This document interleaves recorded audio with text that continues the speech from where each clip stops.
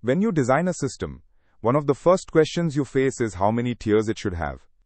Should everything live in one place, or should you split it across 2, 3, or even more independent layers?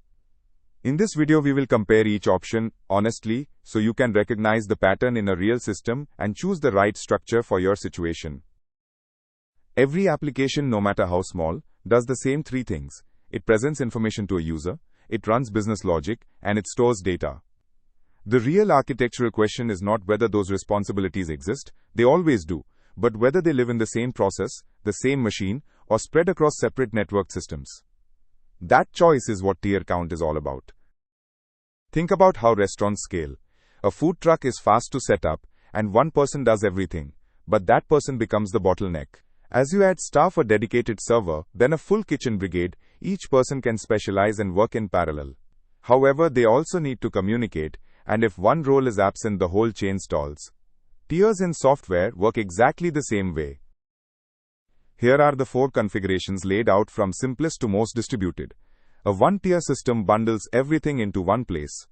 A 2-tier system draws a line between the client and a data server. A 3-tier system inserts a dedicated business logic layer between them. This is the architecture most web applications use today. An N-tier system goes further, splitting that logic layer into multiple independent services, each with its own role. Let us trace a single request through a 3-tier system to make the structure concrete.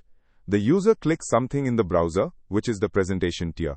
That click becomes an HTTP request, traveling across a network boundary to the application server, the business logic tier. The server validates the request, applies rules, and then crosses a second network boundary to query the database. The database returns data, the app server formats it, and the response travels back to the browser for rendering. Each arrow between tiers is a network hop. The honest trade-off is simplicity versus independent scalability.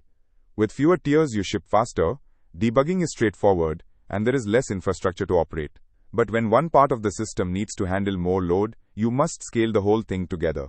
More tiers let you scale, deploy, and update each concern in isolation and let teams work in parallel. The cost is that every tier boundary is a network call, adding latency, a potential failure point, and operational overhead. The practical rule is to start with the fewest tiers that meet your current needs and add a tier only when you have a specific demonstrable reason, not in anticipation of future load you may never see. 3 tiers suit most web applications well. N-tier makes sense when different parts of your system have genuinely different scaling profiles, or when separate teams need to deploy independently.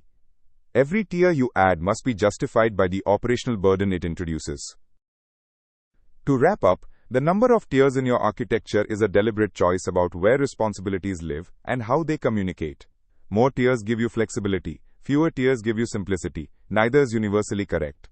The best architects start simple and add separation only when a concrete problem, a scaling bottleneck, a team ownership conflict, or a deployment constraint makes the extra complexity worth paying for.